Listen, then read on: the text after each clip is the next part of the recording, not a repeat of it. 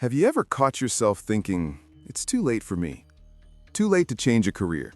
Too late to fall in love. Too late to learn something new. Too late to chase a dream you once buried. That thought, it sneaks in quietly. You might be washing the dishes, scrolling through your phone, or lying in bed at night, and suddenly, there it is. I missed my chance. The dangerous part, the moment you believe it, you stop trying. You trade hope for excuses, energy for regret. And here's the cruel twist. Most of the time, the too late you fear is completely imaginary. Think about it. Society loves deadlines. Finish school by this age, get married by that age, succeed by 30 or you're done. But let me ask you something. Who made those rules?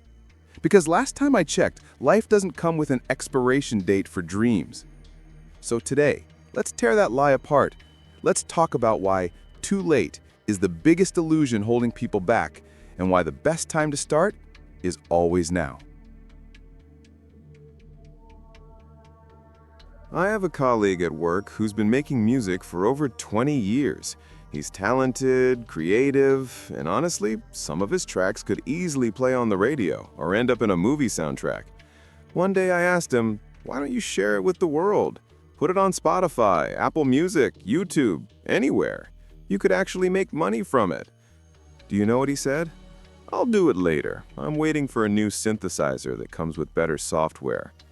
And that's the script he's been repeating for years. Not the same excuse, of course. It always changes. First it was about time, then it was about quality, now it's about equipment. And I realized something. It's not the synthesizer he's waiting for, it's the right moment. But here's the truth. The right moment never arrives.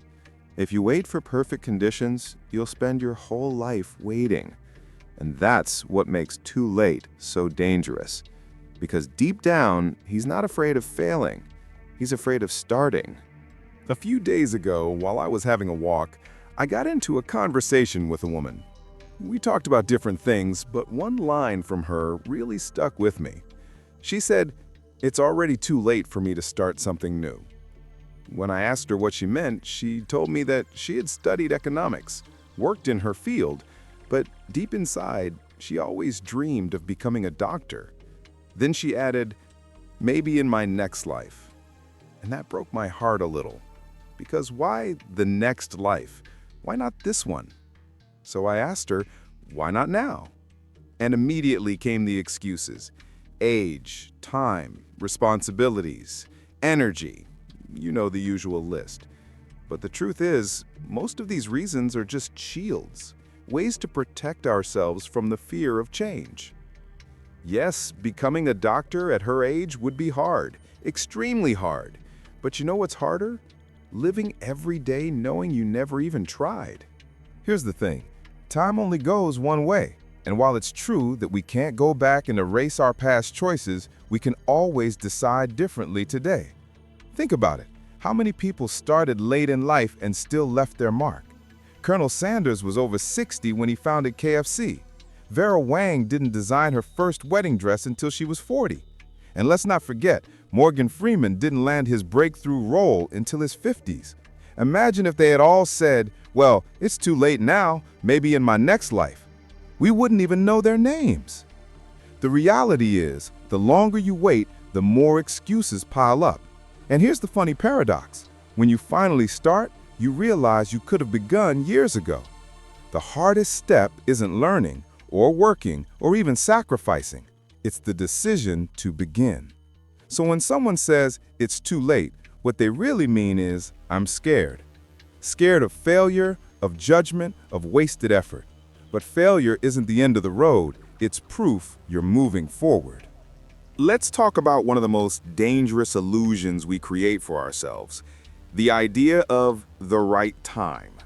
How many times have you heard someone say, I'll start when things calm down, or I'll do it once I have enough money, or even, I just need the perfect tools first.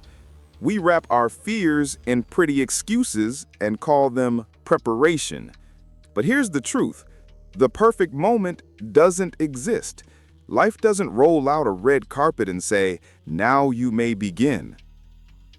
People wait for January 1st to start going to the gym, for summer to learn swimming, for a new laptop to finally write that book, or for fewer responsibilities to pursue a dream. But newsflash, something will always come up. You'll always have stress, bills, obligations, or uncertainty. If you don't start in the middle of the chaos, you'll never start at all. And here's the irony. By waiting for the right time, we actually waste the most precious resource of all, time itself. The longer you delay, the further away the goal feels, and the easier it is to convince yourself that you were never meant to do it in the first place. The myth of the right time isn't just a harmless belief, it's a silent killer of potential. So instead of asking, when is the right time, try asking, what can I do today, even if it's small? Maybe you can't run a marathon yet, but you can walk a mile. Maybe you can't record an album today, but you can write a song. Progress doesn't come from waiting for permission. It comes from action, however imperfect. And let me be brutally honest here. If you're watching this video as an excuse to procrastinate something important, you've just been caught. Yes, I see you. And my advice? As soon as this ends, go do that thing you've been avoiding. Stop waiting for the perfect moment. Spoiler alert, it's already here. Now, let's connect this idea to something I talked about in a previous video, the importance of having a plan B. You see, the fear of failure is often what makes people hesitate to begin something new. They think, what if I screw up? What if I waste time? What if it doesn't work? And that fear freezes them in place. But here's the thing. When you have a plan B, that fear loses its sharpest edge. It's like walking on a tightrope with a safety net underneath. Suddenly, falling doesn't mean death. It just means you'll land on another path. That safety net gives you the courage to step forward, even if the step is shaky.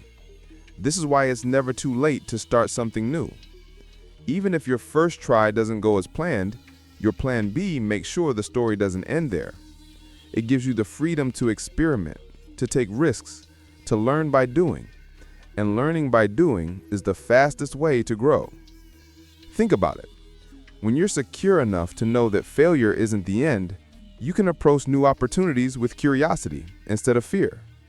You're not paralyzed by the idea of perfection because you know you can adjust, pivot, or rebuild if necessary. So the next time you feel like you're too old, too late, or too unprepared, remember this. Your plan B is your permission slip to start anyway. It doesn't matter if you're 20 or 60, if you're broke or financially stable. What matters is that you're willing to act, because action backed by a safety net is infinitely better than waiting endlessly for a moment that may never arrive. Here's the truth. Most people don't want to face. The cost of regret is always higher than the cost of trying. You can recover from failure. You can rebuild after mistakes. You can change direction when things don't go as planned. But you cannot rewind time. You cannot buy back the years you spent standing still.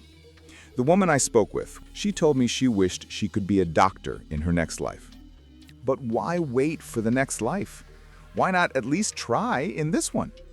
Because one day, whether she likes it or not, the chance will be gone. And all that will remain is the haunting question. What if I had tried? It's the same with my colleague who makes music, but hasn't released a single track.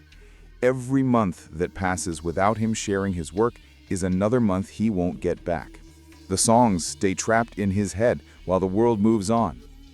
Imagine looking back and realizing you had the chance, the talent, and the time, but you did nothing. That's a pain far deeper than failing.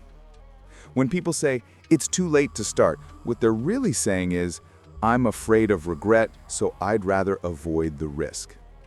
But avoiding risk doesn't protect you from regret.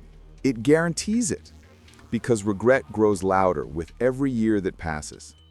So ask yourself, would you rather look back and say, I tried and it didn't work out the way I planned?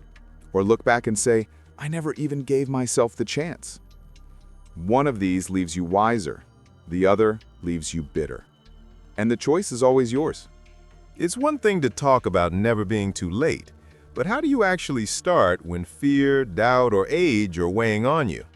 The answer is simple, but not easy. You begin with the smallest possible step. If you dream of changing your career, start by reading one book in the new field. If you want to build a business, create a single product or service, even if it's rough. If you want to get healthier, take a 10-minute walk today instead of planning a 3-month fitness routine you'll never follow. Momentum builds through small, consistent action, not through waiting for perfect timing. Another key is accountability. Don't just keep your ideas in your head. Write them down. Share them with someone you trust. Or if you don't have anyone to share with, write me an email. Yes, I mean it. Sometimes a simple conversation about your situation can help clear the fog and show you the next step. My email's in the description, and if you want to discuss your personal case, you can reach out there. The final step is to reframe failure. Don't treat it like a dead end. Treat it like data. Every time something doesn't go the way you hoped, you've learned something about what doesn't work. That's progress too, and progress, no matter how small, is the opposite of regret. So here's the truth. It's never too late to change your life. Whether you're 20, 40, or 60, the biggest mistake you can make is not starting at all. Regret doesn't come from trying and failing. It comes from never trying. My friend with his music, he could already be sharing his art with the world. That woman I met, she could still take steps toward medicine, even if she won't go all the way. And you can take your own first step, right now. And if you don't know where to start, that's okay too. You don't have to figure it all out alone. Sometimes an outside perspective makes all the difference. If you want to discuss your personal case or you feel stuck and need clarity, you can reach me directly via email. It's in the description. I'll be glad to help you see a path forward. At the end of the day, your future isn't written yet. Don't let fear, age, or excuses convince you otherwise. Start small, stay consistent, and remember, it's never too late to become who you want to be.